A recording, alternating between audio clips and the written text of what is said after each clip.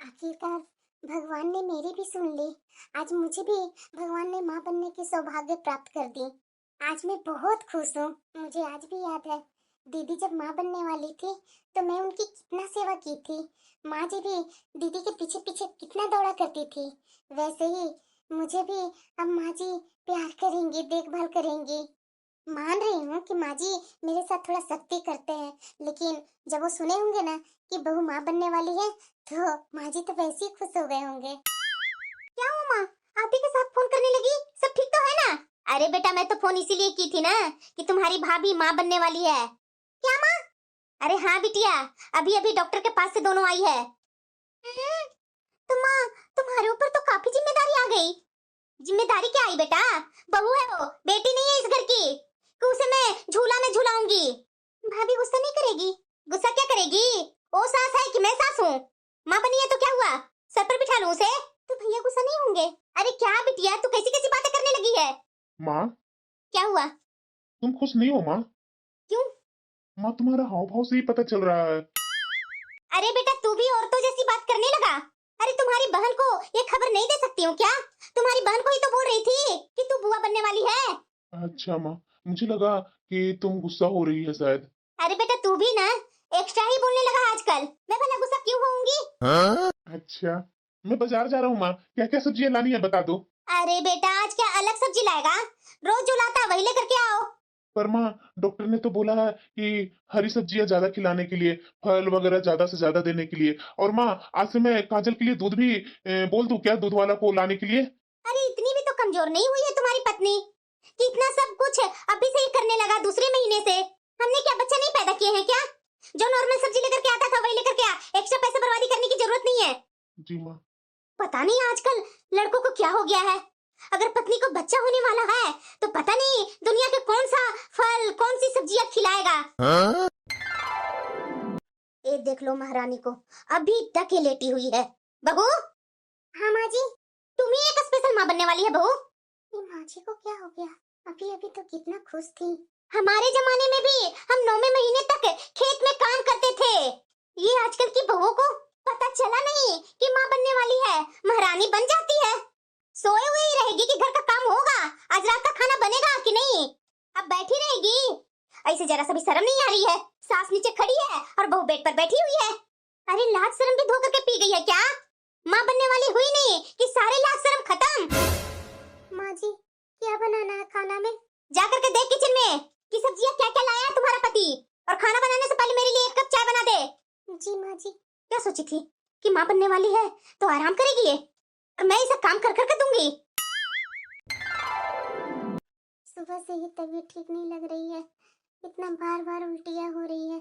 मैं क्या करूं? घर का इतने सारे काम भी पड़े हुए हैं। पर जो भी हो, काम तो करना पड़ेगा ना। सुबह 5 बजे की उठी हुई रहती हूँ और दिन भर माँ जी काम में लगा कर रखती हैं। रात में 10:30-11 बजे मैं फ्री होती हूँ और फिर से सुबह 5 बजे उठते के साथ ही लग जाती हूँ काम में। अरे वो काम हो गया तो मेरे रूम में आ जाना। पर क्यों माँ जी? अरे रूम में क्यों बुलाऊंगी? थोड़ा पैर वैर दबा दे, कमर दबा दे, दर्द हो रहा है पैर कमर में। माँ जी, सुबह से उठ करके जो मैं काम करती हूँ उसके कारण देखिए ना, पैरों में सूजन हो गई है। मैं आज कैसे करूँ माँ जी? मेरा मन नहीं ठीक लग रहा है। बस बहू, ड्रामा चालू हो गया तुम्हारा। अरे चौथे महीने में पैर में सूजन आ गई? नौटंकी मत कर मेरे पास, आ जा कमरे में। और हाँ, तेल गरम करके लाना, अच्छे से मालिश कर देना पैरों में। मुझे इतना हाथ पैर में दर्द है, वो माँ जी को नहीं दिखता है, अपना सिर्फ दिखता है। अरे दीदी, आजकल आप बाहर क्यों नहीं निकलते हैं? अरे सरला, तू जान नहीं रही है, मेरे घर में बहू माँ बनने वाली है। इस हालत में घर छोड़ करके मैं बाहर जाऊंगी, अगर कुछ हो गया तो फालतू में मैं बदनाम होऊंगी। हाँ दीदी, मैं तो भूल ही गई थी। अच्छा दीदी, वैसे भी बहू तो दिन भर खड़ी जगह नहीं रहती होगी, दोपहर में तो सोती होगी ना, तो उस समय आ जाए कीजिए हम लोग के पास। अरे सरला, काहे की बहू जगी रहेगी? अरे मैं जब भी सोचती हूँ कि थोड़ा घर से बाहर निकलूं तो बहू सीधे बोलने लगती है, माँ जी पैरों में दर्द हो रहा है, माँ जी, माँ जी मेरे सर में दर्द हो रहा है, माँ जी उल्टियाँ हो रही है, तरह तरह के नौटंकी करते रहती है। तो उसे संभालने के लिए घर में तो मुझे रुकना पड़ेगा ना सरला। हाँ दीदी, बात तो बिल्कुल सही बोल रहे हैं। वैसे भी बहू जब माँ बनने वाली होती है तो सास को तो खास ध्यान देना ही पड़ता है बहू पर। वैसे भी आपका इकलौता बेटा है और कोई कोई घर में तो बहू है नहीं कि दूसरी बहू थोड़ा ध्यान दे देगी अपनी देवरानी हो या जेठानी पर। वैसे दीदी आप अपनी बेटी को बुला लेते, इतना आप परेशान रहते हैं तो। अरे कहाँ सरला, मेरी बिटिया को भी क्या फुर्सत है कामों से, उसका भी तो खुद का ससुराल है ना। मैं बोली थी कि बेटा टाइम मिलता है तो आ जाना, तो सीधे बोलने लगी कि माँ मेरा बच्चा है, सास ससुर है, तो ये लोग को छोड़ करके कैसे आऊं, इसीलिए मैं ज्यादा जोर नहीं दी। अरे दीदी आपके नाती को तो हुए 5 साल हो गया, 5 साल में तो बड़ा हो गया होगा आपका नाती, तो क्या इधर आ नहीं सकती है? वो थोड़ी ना गोद में लेकर के रहेगी बच्चा को। अरे नहीं नहीं सरला, बच्चा हो गया है तो क्या गोद में लेने से थोड़ी ना होता है, स्कूल जाता है बच्चा, तो उसको स्कूल छोड़ा करके यहाँ मायके में बैठ जाएगी तो ये अच्छी बात नहीं ना सरला। अरे दीदी आपकी बेटी माँ बनने वाली थी तो 9 महीना तक यहीं रही थी, आपकी बहू कैसे भाग भाग करके आपकी बेटी की सेवा करती थी, इसीलिए मैं बोल रही थी कि अगर आपकी बिटिया फ्री होती है तो बुला लेते हैं, आपसे नहीं हो पाता है तो। देखिए दीदी बहू एक समय आपकी बेटी को की तो इसे भी तो लगता होगा कि काश इस समय मेरी ननद भी आती, थोड़ा हाल समाचार पूछती। इतने दिनों से तो मैं देख रही हूँ कि आपकी बेटी यहाँ आ नहीं रही है, पहले तो मायके में हर 1 महीने में 2 महीने पर आ जाया करती थी, इधर लगातार 4-5 महीना से देख रही हूँ कि आपकी बिटिया यहाँ आ नहीं रही है। अरे सरला मैंने बोला ना कि वो बच्चे को पढ़ा रही है, छुट्टी मिलेगा तभी तो आएगी। अच्छा ठीक है दीदी, लेकिन हाँ बहू को तो आप ही को ध्यान देना पड़ता होगा, मैं तो आपके भले के लिए बोल रही थी। माँ जी पास पड़ोस के सामने कितना झूठ झूठ बड़ाइयाँ करते हैं कि बहू को ऐसे रखती हूँ वैसे रखती हूँ, वो तो मैं ही जानती हूँ। दोपहर के 1 बज गया है, अभी तक मैं नाश्ता तक नहीं की हूँ, और फिर से माँ जी बोल रहे हैं 2 कप चाय बना कर ला। बहू की दिक्कत थोड़ी ना सासों को दिखाई देती है, यहाँ तक मेरी सास ऐसी है कि दवा तक खाने नहीं देती है। चलो काम करते करते तो बहुत थक गई हूँ, थोड़ी कमर तो सीधा कर लो। ये देखो मैं इसे यहाँ वहाँ खोज रही हूँ और ये अपने कमरे में बैठी हुई है। माँ जी अभी अभी तो काम करके आई हूँ, सोची कि थोड़ा 2 मिनट बैठ जाती हूँ। अरे काम चोर कहीं की, बहाना बनाने तो तुमसे कोई सीखे। तुमसे मैंने बोला था ना कि गेहूं धो करके फैला देना, अभी तक तो तू गेहूं भी नहीं धोई है।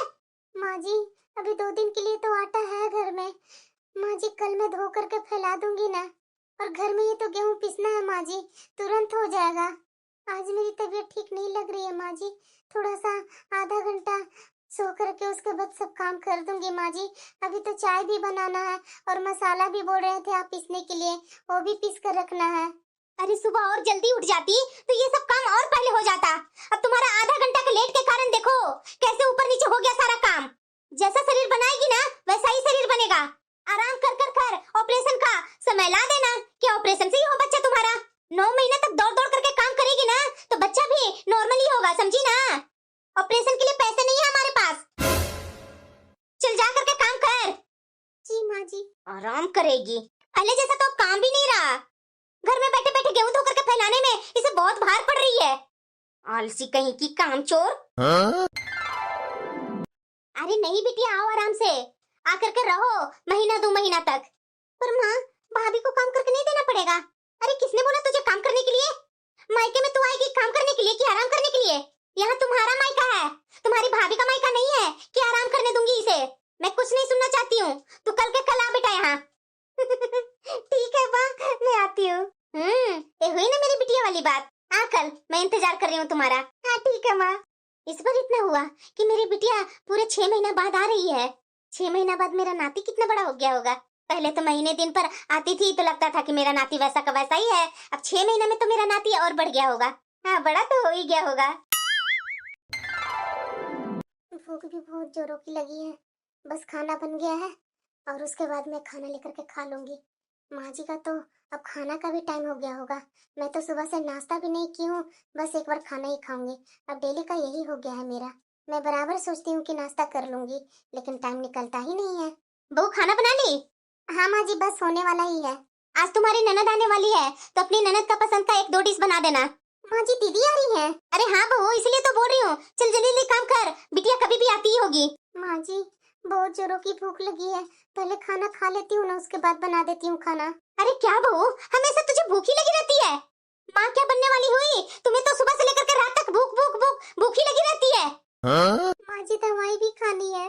अरे तुम ही एक है जो बच्चा होने वाला है और दवाई रेगुलर खाए जा रही है। पता नहीं किस तरह के आजकल डॉक्टर हैं। किसी दिन मैं भी माँ बनी थी, इतना दवाइयाँ नहीं खाती थी पोटली भर भर कर। माँ जी दवाइयाँ कहाँ खा पाती हूँ। सुबह नाश्ते के बाद खाना था, वो तो कितने दिन से मैं खा नहीं पा रही हूँ। अब काम ही इतना बता देते हैं कि मैं नाश्ता कर ही नहीं पाती हूँ। सीधे डायरेक्ट दोपहर में टाइम मिलता है। वाह बहू, अब मेरे ऊपर ही सारी बदनामी डाल दे। खाने से मैं मना की हूँ क्या? अब तुम ही उठेगी 6 बजे 7 बजे उठेगी तो लेट होगा ही। माँ जी डेली तो 5 बजे उठ ही जाती हूँ। अगर 5 बजे उठती ना बहू तो तुम नाश्ता कर लेती। और वैसे भी काम करते करते उतना भूख प्यास की याद नहीं रहती है। पता नहीं तू कैसी है जो हमेशा तुझे भूखी लगती रहती है। एक दो डिश बनाने के बाद भूख के मारे मर नहीं जाएगी। बना ले पहले, बाद में खा लेना। एक तो इतने दिनों बाद मेरी बेटी आने वाली है और मेरी बेटी के आने के बाद ये जरा सा भी नहीं खुश होती है। पता नहीं कैसी भाभी है। अरे माँ, भाभी नाश्ता तो बहुत टेस्टी बनाई थी। अरे बिटिया, वो मेरी ही देन है। मैं अगर बहू को अच्छे से टाइट नहीं करती ना तो ये ढंग का नाश्ता भी नहीं बनाती। बहू को सब कुछ तो मैंने ही सिखाया है बेटा। हाँ वो तो है। वैसे माँ, भाभी मुन्ना को नहलाती होंगी क्या? अरे तू भी ना बिटिया, आते के साथ ही मेरा नाती को परेशान कर दी तुम। थोड़ा सा उल्टी तो किया था, वो धो धा देती तुम्हारी भाभी तो नहीं होता। सीधे बोल दी कि नहला दीजिए उसे। अरे माँ, वैसे ही वो 2 दिन से घर में नहाया नहीं था। और वैसे भी यहाँ आते के साथ ही फ्री पॉकेट का नौकर मिल जाती है तो मैं इतना मेहनत क्यों करूं? भाभी, मेरे कमरे में ना देख लीजिएगा, 2 साड़ी होगा, थोड़ा धो लीजिएगा भाभी मुन्ना को नहलाने के बाद। अरे बिटिया, तुम्हारी आदत नहीं जाएगी। पहले भी इतनी इतनी साड़ियां लेकर के आ जाती थी भाभी से धुलवाने के लिए, और अब भी। तो क्या करूं माँ, मेरी आदत तो तुम जानती ही है। मेरे से डेली डेली नहाते नहाते खुद का कपड़ा तो धुलता ही नहीं है माँ, इसलिए इतना सारा इकट्ठा हो जाता है। और इस बार देखो, मैं तो पहले से ज्यादा काम करने लगी हूँ। इस बार तो 2 ही साड़ी लेकर आई हूँ माँ। पहले तो 8-8 10-10 साड़ी ला करके भाभी के पास रख देती थी और बेचारी भाभी सब धो देती थी। इस बार मैंने सोचा कि भाभी तो खुद ही माँ बनने वाली है, कितना काम करेगी, इसलिए मैं 2 ही साड़ी लेकर आई। अरे माँ बनने वाली है तो क्या हुआ बेटा, जितना काम करेगी उतना ही शरीर हिलेगा डुलेगा और बच्चा नॉर्मल होगा। बात तो बिल्कुल सही बोल रही है माँ। वैसे माँ, तू बता रही थी कि तुम्हारे लिए बहुत कुछ लेकर के रखी हूँ, दिखाओ ना माँ। अरे बेटिया चल अभी मेरे कमरे में, वहीं तुम्हें दिखा देती हूँ और दे देती हूँ, रख लेना। और वैसे भी माँ, इस बार तो मुझे भाभी की तरफ से भी नेक मिलेगा, और देखना माँ, नेक तो मैं बड़ा ही लूंगी। अच्छा ठीक है बेटा, ले लेना, भाई से भी ले लेना और भाभी से भी ले लेना नेक। हाँ तो और क्या माँ, मैं अपनी सास से बोल करके आई हूँ कि भाभी को संभालने जा रही हूँ। तो मेरी सास बोलने लगी कि तुम्हारी माँ तो है वो, तो मैंने बोल दिया कि मेरा जब बच्चा होने वाला था कौन संभाला था मुझे, भाभी तो 9 महीना ख्याल रखी थी मेरी। तो अगर मैं भाभी का ख्याल नहीं रखूंगी तो उन्हें बुरा लगेगा ना माँ। तो मेरी सास बोली कि ठीक है बहू जा। अरे वाह बिटिया, तू तो मेरे नक्शो कदम पर चल रही है। मैं भी अपनी सास से ऐसी बहाना बना बना करके मायके चल जाती थी। आखिरकार बेटी तो तुम्हारी ही ना माँ। अरे चल बेटा, मैं तुम्हें दे देती हूँ, वरना बहू का नजर न लग जाए। पता नहीं इतना शरीर में दर्द क्यों हो रहा है। अधिकतर कमर के आसपास में बहुत पेन हो रहा है। माँ जी से बोलती हूँ तो माँ जी तो मुझे बोलते हैं कि नाटक कर रही हूँ मैं। अरे भाभी, आप यहाँ हैं? बताइए जरा, मैं आपको कहाँ कहाँ ढूंढ रही हूँ। भाभी जरा मेरे लिए समोसे तल दीजिए जरा, और साथ में चाय भी बना दीजिएगा, चाय पीने का बहुत इच्छा हो रही है। सुबह से खाली पेट काम कर रही हूँ, खुद के लिए 2 वक्त की रोटी भी सुकून से नसीब नहीं हुआ, और फिर से अभी यहाँ करके समोसे तलने के लिए बोल रही हैं। जैसे लग रहा है कि समोसा बना हुआ है, सिर्फ तेल में फ्राई करना है। अरे क्या सोच रही है भाभी, थोड़ा जल्दी कीजिए ना, मुझे समोसे खाने की बहुत इच्छा हो रही है, और आपके हाथों का मुझे बहुत अच्छा लगता है। भाभी थोड़ा जल्दी कीजिए ना। ठीक है दीदी, चलिए मैं आ रही हूँ। अब बोली है तो बना कर देना ही पड़ेगा, वरना ये दोनों घर में हंगामा कर देगी। ना सास चैन से जीने देंगी, और एक मेरी ननद ये महीनों दिन से आकर के बैठी हुई है, कभी ये कर दीजिए भाभी, कभी वो कर दीजिए। इन्हें जरा सा भी एहसास नहीं होता है। भाभी भी तो एक इंसान है। इनका जब बच्चा होने वाला था, मैं इनकी कितना सेवा की थी, कितना ध्यान रखी थी। अरे भाभी कहाँ है? किचन से कुछ आवाज नहीं आ रही है, थोड़ा जल्दी बनाइए ना। अरे माँ, आवाज कैसी आई? अरे बिटिया, वो तुम्हारी भाभी फेंक फाक करके काम कर रही होगी गुस्सा में। माँ, अरे क्या हुआ बेटा? आप लोग को कुछ दिखाई नहीं देता है? काजल किचन में गिरी हुई है और आप लोग यहाँ गप्पे लगाए हुए हो। अरे बेटा, तो मैं क्या जानने जाऊंगी, मेरी क्या 4 आंखें हैं कि यहाँ भी देख रही हूँ वहाँ भी देखूंगी। और वैसे भी तुम्हारी पत्नी कुछ आजकल ज्यादा ही छुई मुई हो गई है। सही में ये माँ कभी नहीं सुधर सकती है। मुझे ही काजल को हॉस्पिटल ले जाना होगा। डॉक्टर काजल कैसी है? मैंने पिछली बार ही तुमसे साफ साफ बोला था ना कि अगर इसे सही पोषण और आराम नहीं मिला तो बच्चे और माँ दोनों की जान पर खतरा हो सकता है। ये दवाई और खाना टाइम पर लेती थी? पता नहीं डॉक्टर। अरे तो तुम पति किस काम का है? दवाई नहीं चेक कर सकता है, पूछ नहीं सकता है? सॉरी डॉक्टर, आगे से मैं ध्यान दूंगा। ऐसे ऐसे अधिकतर केस आजकल आ रहे हैं। पति बोलता है और सास बोलती है कि मैं तो अपनी बहू को बहुत ख्याल रखी है अच्छे से।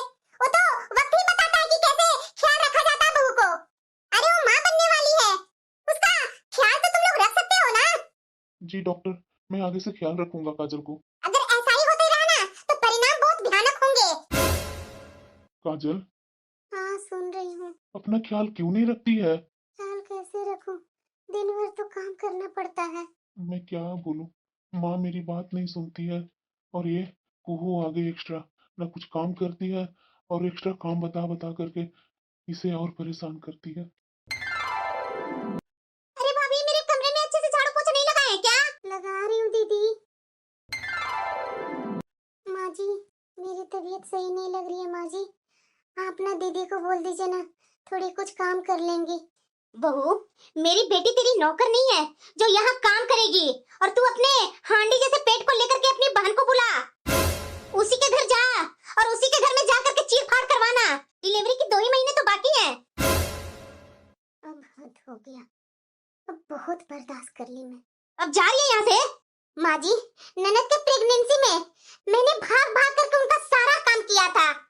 उनकी उल्टियाँ होती थी, टुकड़े टुकड़े में पकवान मेरे से बनवाती थी।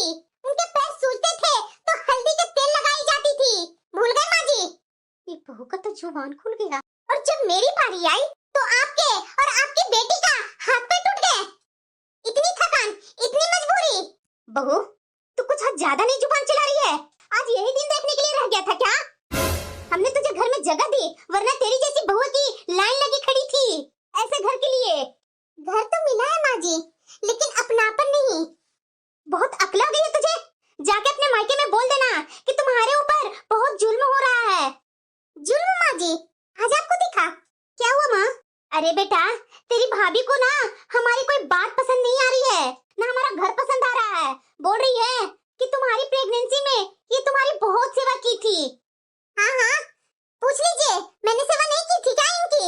आप ही बता दीजिए दीदी, आपकी प्रेगनेंसी में आपको गुलाब जामुन तक मैं 2-2 बजे उठ उठ करके बना करके खिलाती थी। और माँ जी, आपके पीछे पीछे घर में दूध लेकर के दौड़ा करती थी। मेरी कमर में भी इतनी दर्द है, शरीर में दर्द रहता है। दर्द के मारे मैं सो नहीं पाती हूँ पूरी रात और दिन भर उठ करके घर का सारा काम करती हूँ। लेकिन माँ जी के लिए सिर्फ मैं चीर फाड़ वाली बहू हूँ।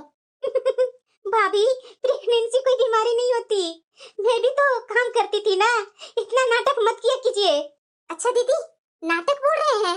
अरे आपका नाटक तो मैंने इतना देखा है ना, वो उल्टियों को रोना रोना, वो दर्द का नाटक, वो खाने का चुगलबाजी, सब माँ जी के गोद में पलने वाला नखरा। पर मैं अपनी तकलीफ खुद झेली हूँ, क्योंकि यहाँ मेरी तकलीफ का मूल्य नहीं है। ये बहू कुछ ज्यादा ही बोल रही है, इसे तो मुझे आज चुप कराना ही पड़ेगा। बस, बहुत हो गया तुम्हारा। अब तुझे जो करना है वो कर। हम लोग ना तेरा ध्यान रखेंगे ना कोई सेवा। बच्चा पैदा करना है तो अपनी बहन को बुला और निकल जा यहाँ से। ठीक है माँ जी, अब देखना मैं क्या करूँगी।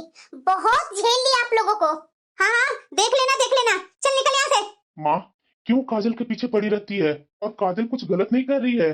आपने कुहू की सेवा अपनी बहू से करवाई और बहू को जब ये समय आया तो तुम उसे उसके मायके जाने के लिए बोल रही हो। तू जानती है ना कि इसके मायके में कौन है? इसकी माँ तो वैसी बीमार पड़ी रहती है। देख बेटा, तुम्हारी पत्नी की सेवा मैं नहीं करूंगी। तुझे जो करना है वो कर, और ना मेरी बेटी करेगी, समझा ना तुम? पत्नी को लेकर के सीधे कमरे में चला गया।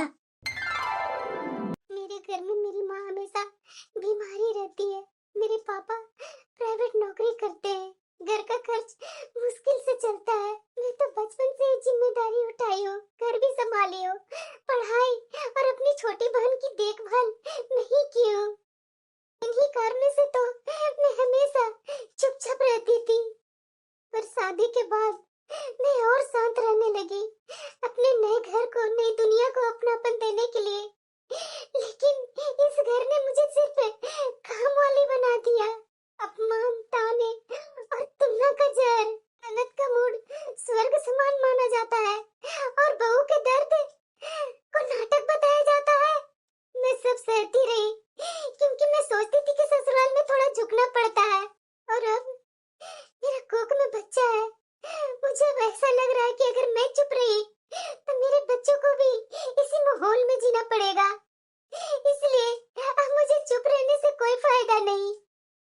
दर्द भी बढ़ रहा है। 7वें महीने में दर्द कैसे हो सकता है? डॉक्टर ने तो बोली थी कि 9 मंथ में होता है। मैं किससे क्या बोलूं? सास समझने का नाम नहीं ले रही है। माँ जी, मुझे क्या बुला रही है?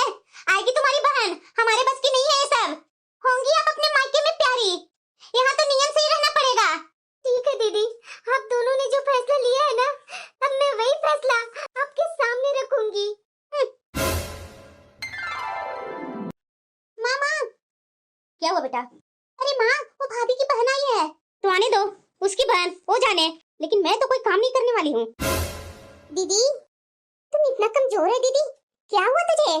पूनम, अब सब होगा जिसे मैं 5 साल से रोक रखी थी। क्या मतलब दीदी? देख लेना पूनम, अब मैं चुप नहीं रहने वाली हूँ। अब मैं वो काजल बनूंगी जिसे इन लोगों ने जगाया है। दीदी आप बैठो ना, उठ क्यों गई?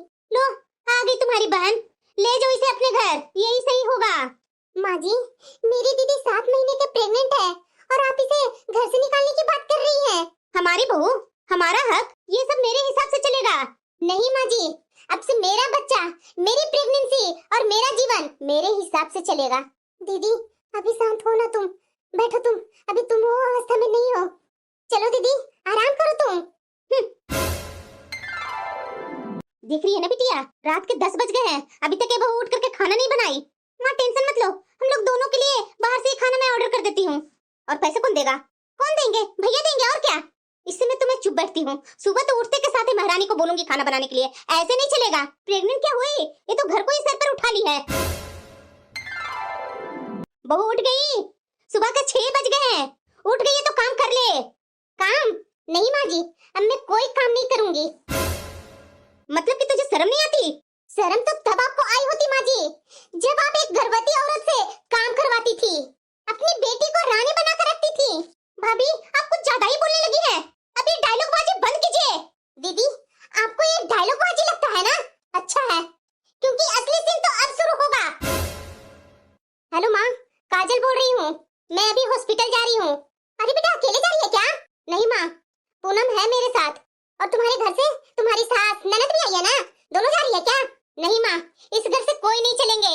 हाँ, डॉक्टर के सामने तो पूरी सच्चाई बोलूंगी, जो यहाँ के लोग मेरे साथ करते आए हैं, जो लापरवाही हुई है, जो ताने दिए गए हैं। डॉक्टर के सामने? ये क्या बोलने वाली है? जिसे आप वर्षों से छुपा रही थी।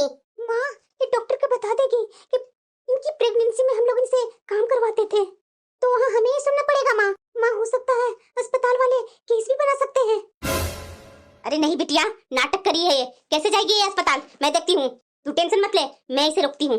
हाथ मत लगाइए माँ जी, आपका हक मेरे पर से उसी समय खत्म हो गया था जब आपने कहा था कि अपनी हांडी जैसे पेट को लेकर के निकल जा। अब मैं निकल ही रही हूँ।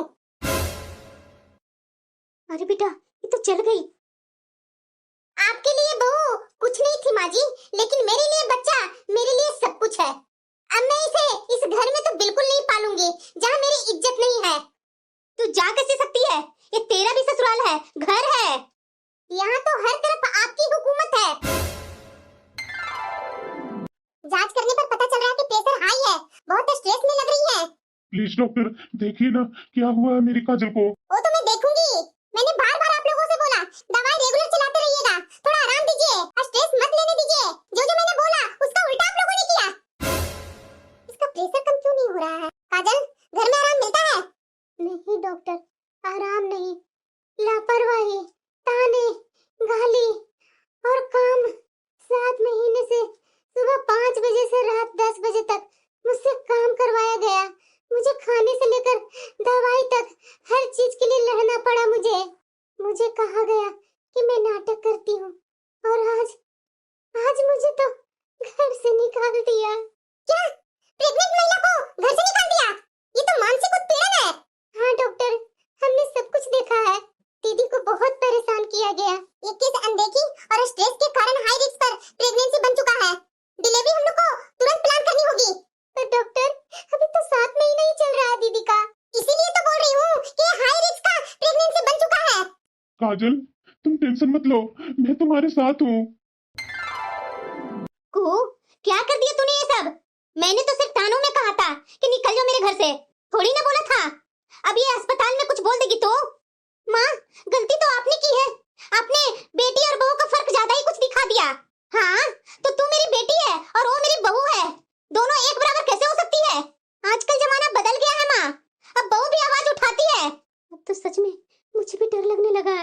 बहू की आवाज से नहीं, उसकी खामोशी से।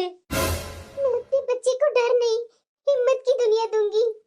मैं समझ गई। तुम्हारी स्ट्रेस बहुत ज्यादा है, डिलीवरी लंबी चल सकती है, शांति रखो।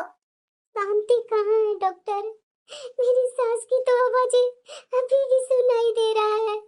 तेरा हांडे जैसा पेट, मेरी बेटी तेरी नौकर नहीं, निकल जा इस घर से।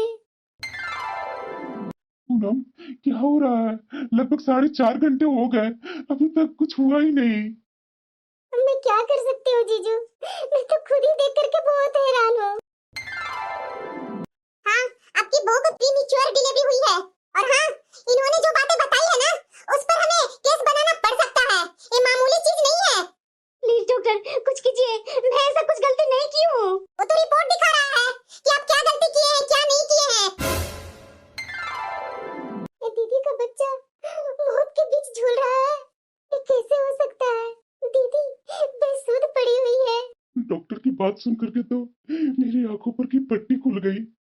मैं समझ गया कि मेरी माँ और मेरी बहन ने मिलकर मेरी पत्नी और होने वाले बच्चों के साथ क्या क्या किया है।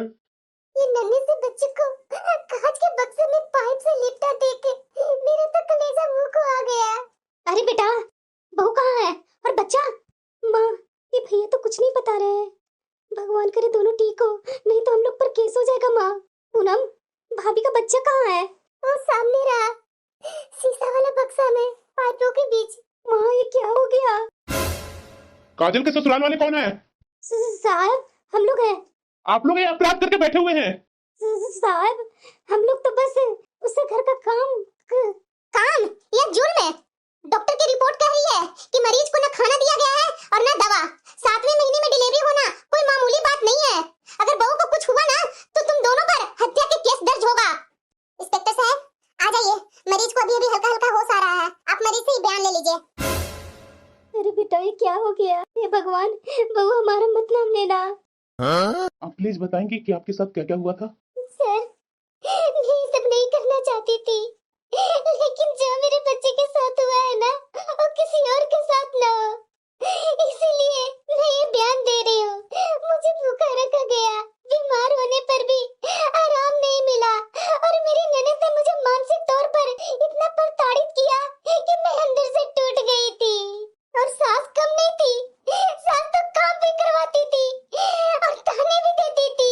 हर तरह से मुझे जीना मुश्किल कर दिए दोनों ने। मैं तुम लोग को सख्त हिदायत दे रहा हूँ, इस शहर और गांव को छोड़ करके कहीं नहीं जा सकती, और पूछताछ के लिए थाने चलने की तैयारी करो। बेटा देखना, बहू ने क्या कर दी। माँ प्लीज यहाँ से चली जाओ, वरना मेरे मुंह से कुछ अपशब्द न निकल जाए। अब चल रही हूँ थाना दोनों। मेरी जिंदगी बर्बाद करके मेरे सामने मगरमच्छ की आंसू रो रही है। मैं अपनी माँ को रग रग से पहचानता हूँ। मेरा बच्चा नहीं रहा, मैं अंदर से बहुत टूट गई हूँ। मेरे अंदर की सहनशील बहू मर गई, ये घायल माँ जाग गई है। बहू क्या कर सकती है, ये सब भगवान की लीला है। मत इतना रो बहू। दूर होइए अभी के अभी मेरी नजरों से। और आप मेरी बात अच्छे से सुन लीजिए, आज मेरा बच्चा मरा है, कल मुझे भी ये लोग मार डालेंगे। अगर आपने आज पुलिस को नहीं बुलाई ना तो मैं खुद अपनी जान दे दूंगी। काजल, पुलिस अभी आ रही है। अच्छा, क्या बोल रही हो कि मैंने नहीं कुछ किया बहू को और ना उसके बच्चा को कुछ किया? काजल के खून में उन जरूरी दवाइयों का असर ही नहीं था जो 7वें महीने में दी जानी चाहिए थी। अत्यधिक काम की वजह से गर्भाशय पर दबाव पड़ा था। रिपोर्ट में यही है लिखा हुआ। काजल का वजन एक गर्भवती महिला के औसत वजन से बहुत कम था। चलो दोनों यहाँ से। इंस्पेक्टर साहब, मैं तो बस कुछ दिन के लिए मायके आई थी रहने, मेरा इसमें क्या दोष है? अच्छा, अगर तुम मायके में कुछ दिन के लिए रहने आई थी तो तुम अब तक क्या कर रही है? क्यों पहले नहीं निकल गई? पड़ोसियों से तो पता चला मुझे कि लगभग 2 महीने से मायके में पड़ी हुई है। ये 2 महीना कुछ दिन होता है? तुम दोनों ने तो उस घर की बहू से भारी भरकम काम करवाई, भूखा रखी, दवाई नहीं खाने दी, गंभीर प्रताड़ित की और हत्या के समान लापरवाही की। अरे बेटा देखना, तुम्हारे सामने ये पुलिस वाले मुझे जेल ले जा रहे हैं। मैं कुछ नहीं कर सकता माँ, अपने किए की सजा भुगतो। अब चल रही है कि डंडे लगा करके ले जाना पड़ेगा दोनों को? काजल, अब चलो घर। किस घर जाने की बात कर रहे हैं आप? उस घर में जहाँ मेरे बच्चे की सांसें छीन ली गई, वहाँ मैं कभी नहीं जा सकती। काजल तुम क्या नहीं जाएगी? मैं भी नहीं वहां जा सकता। माँ और कुओं को तो जेल में रखा है इंस्पेक्टर। अभी केस चल रहा है, लेकिन हम लोग अपना रहने का कहीं और इंतजाम कर लिए है। उस घर में तो मुझे भी जाने का जरा सा भी इच्छा नहीं है। मैं अलग किराए पर एक रूम लिया हूँ, उसी में हम लोग दोनों बाकी का जिंदगी बिताएंगे। पहले नहीं मैं समझता था, अब मुझे समझ में आ गया कि गर्भवती स्त्री को समय पर दवा और भरपूर आराम की भी सख्त जरूरत होती है। बच्चा खोने के बाद ये सब मुझे पता चला। काश अपनी माँ पर विश्वास नहीं करता। मेरे से भी गलती हुई है कि मैंने माँ पर विश्वास करके तुम्हें माँ के ऊपर छोड़ दिया कि माँ संभाल लेगी। लेकिन अब मैंने देख लिया कि माँ क्या की। विनय, जी डॉक्टर। यह बेहद दुखद है। समाज में अक्सर एक महिला दूसरी महिला का दर्द नहीं समझती। घर की बहू को नौकरानी नहीं बल्कि परिवार का हिस्सा समझना चाहिए। काजल ने ये सब सहा, इसका परिणाम क्या निकला? बच्चे की मौत। घर की चार दीवारी के अंदर किया गया दुर्व्यवहार भी कानूनी अपराध है, पर ताड़ना देने वालों को यह समझना चाहिए कानून की नजर से कोई नहीं बच सकता और जेल की सलाखें किसी भी रिश्ते से बड़ी होती है। ननद को समझना चाहिए था कि मायका केवल फरमाइशें पूरी करने की जगह नहीं होती है। उसे अपनी भाभी की स्थिति के प्रति संवेदनशील होना चाहिए था, ना कि बोझ बढ़ाना चाहिए। देखो उसका क्या परिणाम हुआ। हंसता खेलता घर बर्बाद हुआ ना। तुम्हारी माँ भी तो एक औरत थी ना, उसे भी तो पता होना चाहिए ना। बहू गर्भवती है, उसका थोड़ा ध्यान दे दूं। देख लो, मुझे पता है कि तुम बेटा है, कुछ दिनों में अपनी माँ को निकाल ही लेगा, लेकिन ये दुख जिंदगी भर तो याद रहेगा ना तुम दोनों को सीने में। जी डॉक्टर। ठीक है, अब तुम लोग जाओ और अपने अच्छे से ख्याल रखना। जी। बेटा बहू चलो अपने घर। ये किराए का मकान में कब तक तुम लोग रहोगे? जब तक अपना घर नहीं ले लेता हूँ ना माँ, तब तक मैं किराए के घर में ही रहूंगा। बेटा उतने बड़ा घर में मैं अकेले कैसे रहूं? मुझे घर काटने को दौड़ता है। प्लीज बेटा चलो बहू। जो कि उसके लिए तो मैं माफी मांगी ना, उसके लिए मैं सजा भी भुगती। तुम लोगों ने ही तो मुझे बाहर निकाला है। अब मैं उस घर में कैसे रहूं? मुझे तुम लोग को बिना वो घर नहीं लगता है। प्लीज माँ जी, यहाँ से आप जाइए और ये परिवार होने का सपना तो आप भूल ही जाइए। जो मेरे साथ आपने किया है ना, वो मैं जीते जी कभी भूलूंगी नहीं। आपने मेरे बच्चा को मारा है, यानी मेरी मौत हो चुकी है उस घर में। अब मैं उस घर में कभी नहीं जाऊंगी। बहू गलती हो गई, मैं उसके लिए पछता भी रही हूँ। मुझे ऐसा नहीं करना चाहिए था। मैं उस घर में नहीं रह पाऊंगी बहू, चलो। नहीं माँ जी, ये कभी भी मेरे से नहीं होने वाला है। मैं नहीं जाऊंगी उस घर में। अगर आपके बेटे आपके साथ रहना चाहेंगे तो मैं इन्हें मना नहीं करूंगी, लेकिन मैं उस घर में कभी नहीं जाऊंगी। काजल तुमने ये कैसे बोल दिया कि उस घर में, जिस घर में मेरा बच्चा का खून हुआ है, उस घर में मैं रहूंगा? कभी नहीं। तुम्हारी बीमारी में चाहे जैसी भी दशा हो, उसके लिए मैं बेटा का फर्ज निभा दूंगा, लेकिन मैं तुम्हारे साथ उस घर में नहीं रहूंगा। माँ प्लीज यहाँ से चली जाओ। जेल में गई थी तुम दोनों माँ बेटी, तो मेरा फर्ज था कि तुम्हें जेल से निकाल दूं, तो मैं तुम दोनों को जेल से निकाल दिया हूँ, केस वापस ले लिया हूँ। लेकिन प्लीज मुझे अब पहले जैसा मत सोचना कि मैं उस घर में अपनी पत्नी के साथ आकर के रहूंगा। कभी नहीं माँ, विश्वास टूट गई है मेरी। प्लीज माँ जी, यहाँ से जाइए। हे भगवान, मैंने क्या कर डाला है? पूरी जिंदगी मैं अकेले इस घर में कैसे रह पाऊंगी? अब तो मेरी बेटी भी बोलकर चली गई कि माँ मैं तेरा कभी साथ नहीं दूंगी। उसका पति खुद बोला है कि अगर अपने मायके अगली बार कभी जाओगी तो मैं दोबारा इस घर में आने नहीं दूंगा। मैं इस घर में कैसे रह पाऊंगी?